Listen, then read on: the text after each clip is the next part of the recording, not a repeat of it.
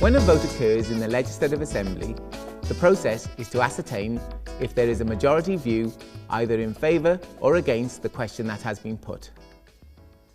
The first action by members is to express an opinion with their voice by responding with an aye or no call. I put the amendment to the House. All those in favour? Aye. Those against? I believe the ayes have it. The ayes have it. If any member wishes to challenge the Speaker's view of the result, they can call for a division.